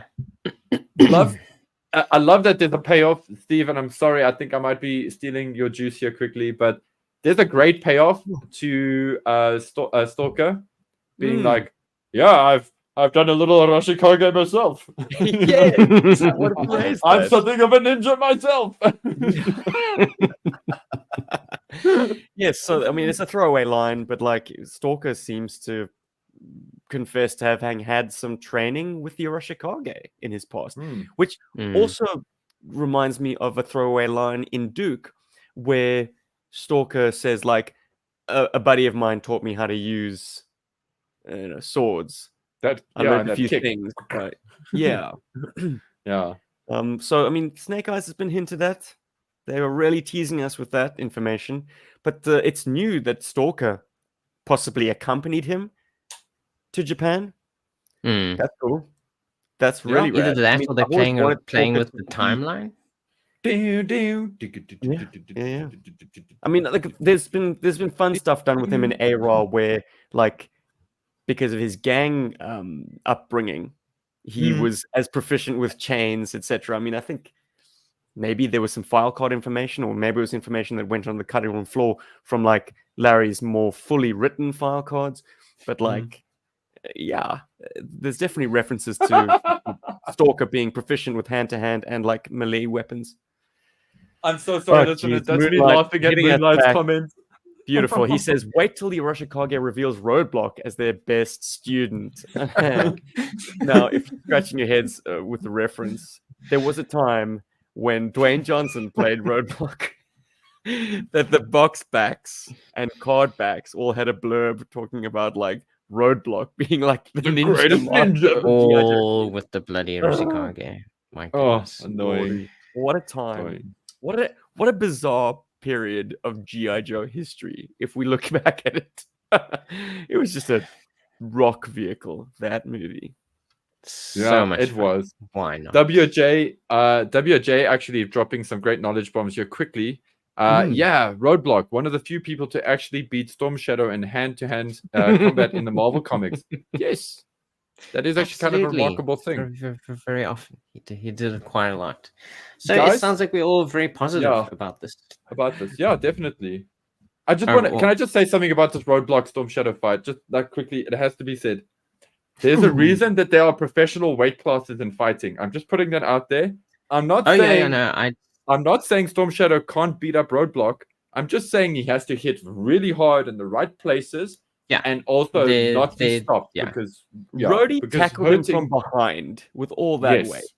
Like that's gonna put you screwed. out. Wait, you're outclassed. No amount of training is gonna, this help. Is issue 24, if I'm correct. The commander escapes. Pencils by Russ Heath. The one and only issue he penciled. Legend. Yeah. Hey Zays. Yeah. Welcome to the party. Welcome. I think that's all I have to say about Scarlet. And My goodness. I'm the worst father of all time. Father's Day. Absolutely. And I've just given the kid breakfast and stuck him in front of the cartoons. So no, he's going to end up like us. This sounds like a good father to me.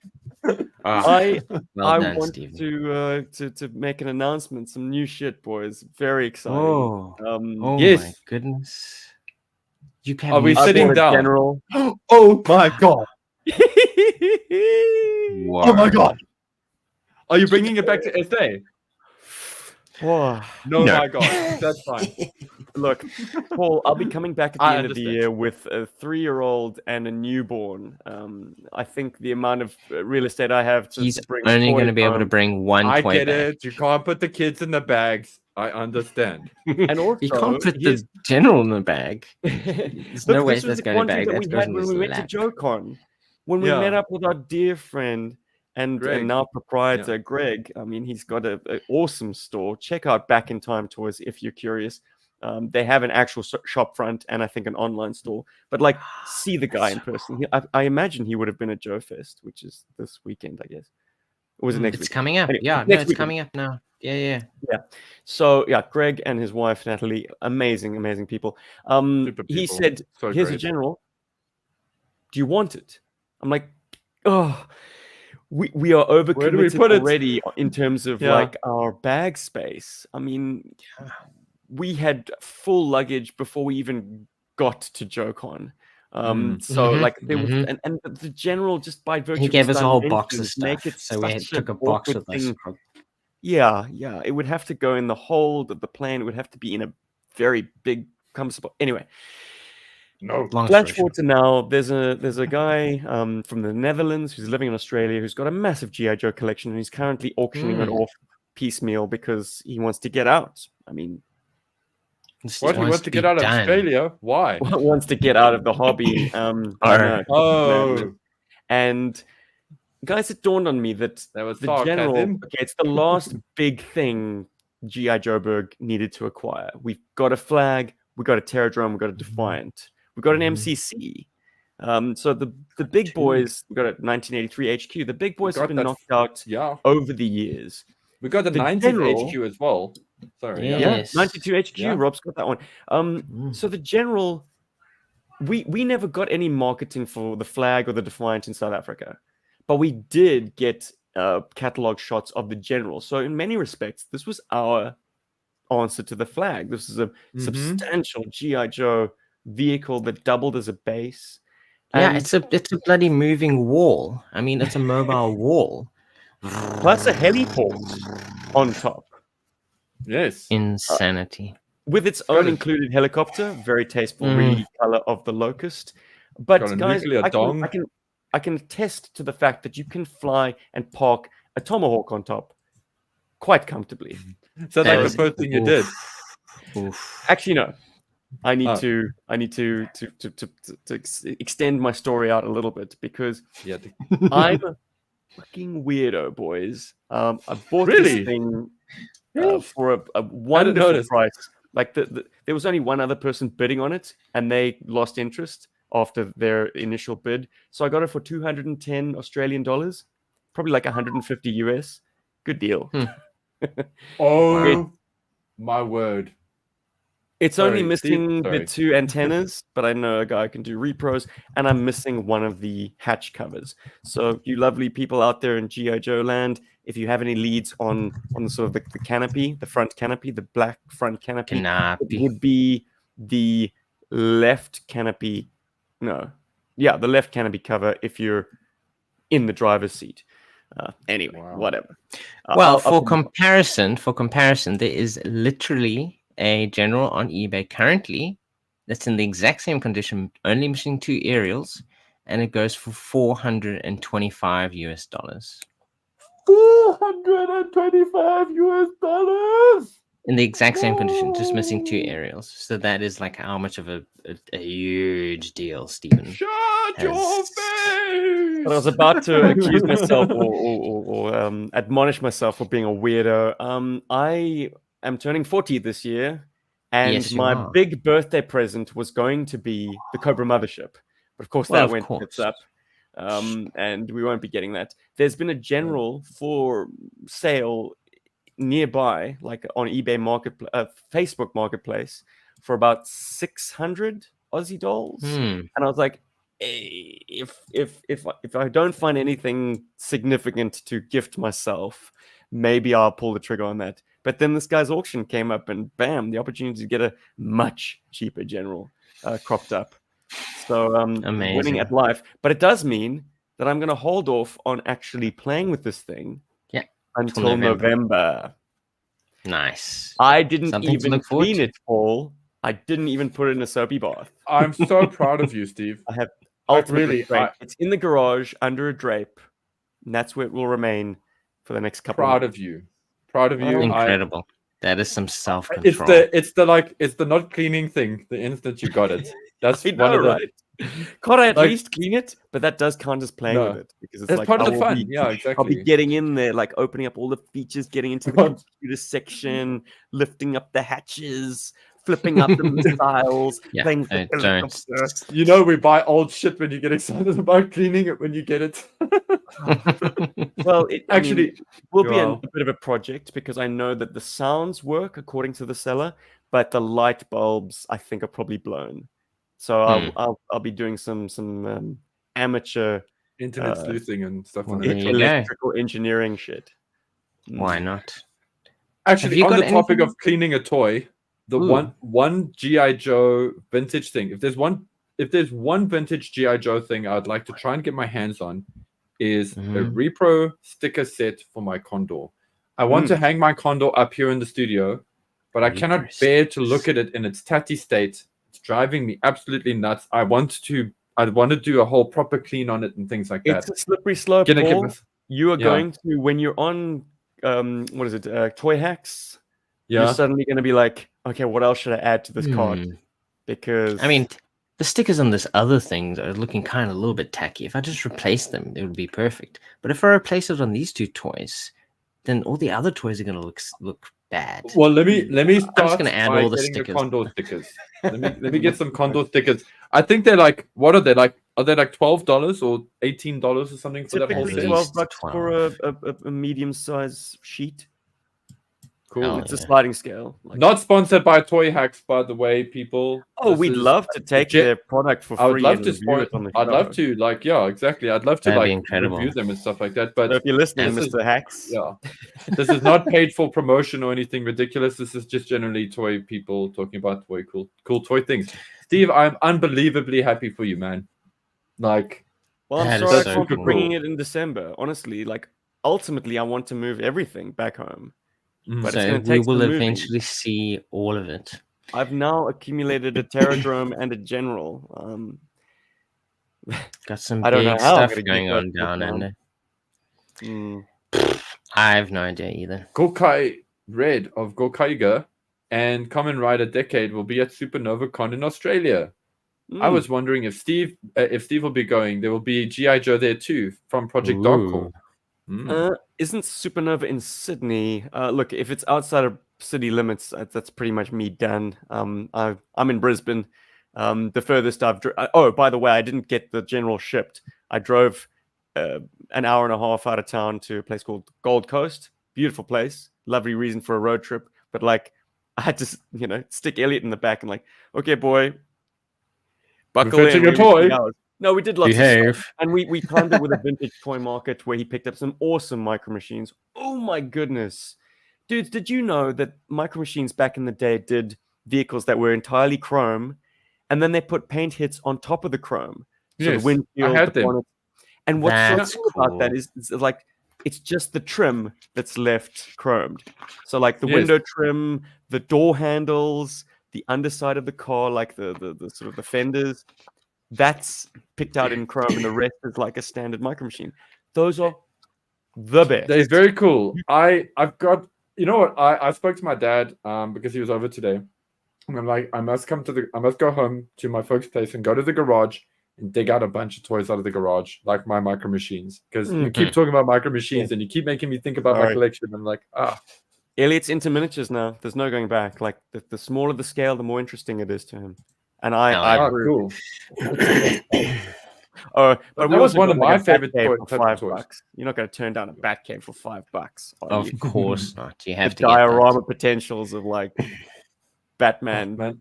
environments. Just do anything you want up in there. love it. And So- also the photography I've got a potential man, as well. like, I'm feeling terrible leaving the guy. Yeah, like, well, before we head out the door, someone asked earlier if we were going to be backing the Kickstarter that's currently going on, the yes, with Robert Skybound Compendium editions that basically collects all of GI Joe and either your absolute favorite GI Joe dress or Cobra dress, and apparently it was the fastest funded comic book Kickstarter in Kickstarter's history. It hit. I'm not its going to look up goal the in numbers, but 6 it's minutes. raised over It's $2 on million. over 2,200,000, and if it hits over 3 million in the next 9 days, it'll be the highest Kickstarter that made the most money when it comes to comic books.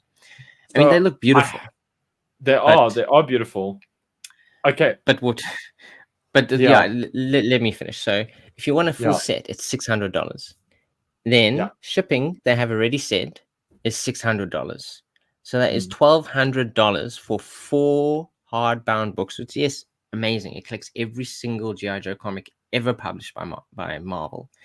But that is like almost 2 times my salary. So I would have to save up entire 2 months of my salary to be able to afford that. And I'm like, this is not going to happen. I'm very happy for everyone who's going to own this thing, but personally, not going to get it. I cannot afford it, but I think it's gorgeous. So Robbie, a similar situation for me, just also on a practical point. Okay, cool. We back up the Kickstarter for that and we put in the dough. And then, we have to ship it here to South Africa. And firstly, it's going to be heavy, like very heavy. So the shipping is going to be like, you're going to throw in, and I'm talking rands here, for that kind of weight, easily 3,000 to 4,000 rands worth of shipping for that. So yeah, well, that's why they said the shipping it's $600. So the price of the item you're paying for shipping, more. And of course that doesn't include then import duties, I guess. Customs, yeah. So that's the only 13, way, 14, 15,000 rand. So the only way that we could actually like legitimately get our hands on that is if, like, for example, once the Kickstarter is finished and they actually produce the item, the product, it should be available in the previews on the Diamond catalog to order for the comic It will store. be, but only in soft cover.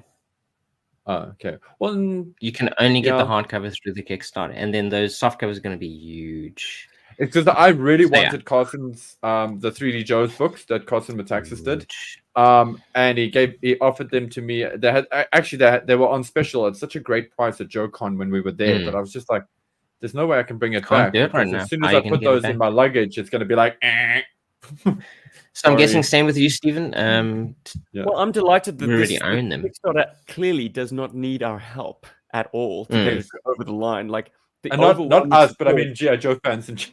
Well, it must be more than just GI Joe fans. Like we said at the top of this episode, like new fans and also lapsed fans who like jumped off in the 80s and now like GI Joe is a cool thing from my childhood, and now it's cool again. Like now it's in my face again. The toys at retail, they're new comic books that are being shoved in my face. Like GI Joe has a higher profile, it seems, now than it did when Hollywood was trying to with the movies, get the right winning combination with The Rock and with Channing Tatum. Goodness me, sorry, good guys. But finally, GI Joe's on this hot streak, and like noobs are enjoying it, and so this is the most convenient one-stop shop to get everything, get themselves caught up. Like, also, if you are a comic book fan, you've been trying to piece together the floppies, it's becoming more and more prohibitive.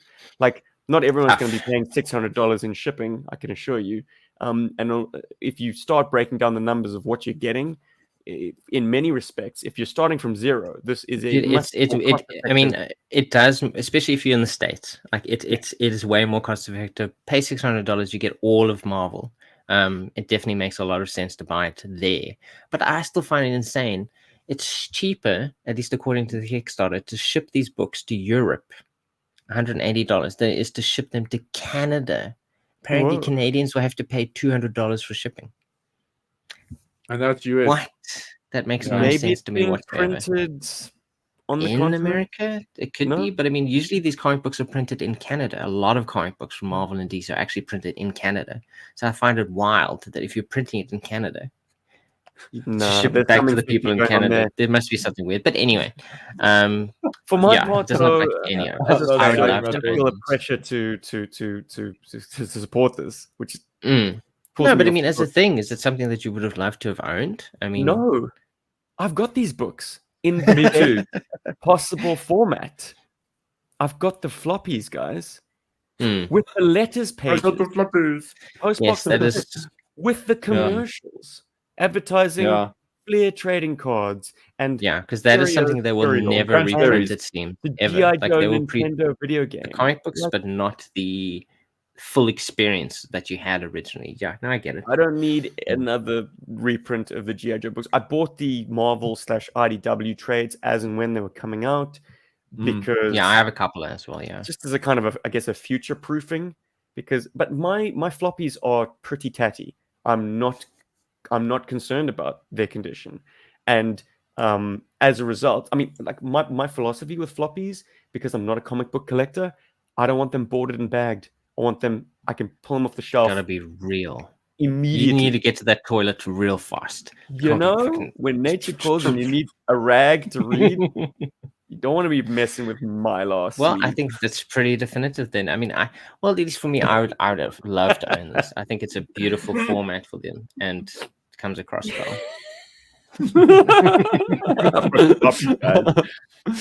That's why I kept laughing at you in the back with this. Gents, it's been a cracker of a discussion. I hope Absolutely. that you are jumping on this Kickstarter. I mean, it absolutely is, as I said before, and as it's been said multiple times, a one-stop shop, your gateway to having all of the stuff at your fingertips. And boy, oh boy, now that they know they can charge this for they can kickstart something like this, expect to see a lot more. Yeah, for sure. But I think the IDW collection looks absolutely gorgeous. I mean, I think definitely worth owning if you can afford it and you don't have it already. But who makes this thing possible? Like, how are we here, guys? Like, how are we possibly? The Berg Force makes this possible. Is it the Berg Force? Oh my goodness, these guys. Those guys that popped up for a moment there. Sorry, I'm trying to move this along faster because Steven wants to get back to being a dad. Thank you, patrons. Thank you, YouTube members. Thank you to everyone who celebrated their helped us going. 2-year anniversary, and I did one for the public actually. A fun little Jeep adventure. Stalker led some boys. Just like the SAS in the desert campaign versus the Luftwaffe. Yeah. Hello, boy. Hey, it's my son, right on cue. Do you want to say goodbye? Hello. Say goodbye. Hello. Hi. Hey, goodbye. All right. We are out. Thanks for joining us, to everyone in the live chat and to everyone listening or watching this in the future. We love you. We see you. We do this because you guys keep showing up. I mean, I would have quit a long time ago. Damn. And may I just say thank you to the guys that have been supporting the merch. And just a small announcement. We are going to start putting merch onto TeePublic as well. This will also be great for the European fans of the podcast, so you can get your hands on some of that merch.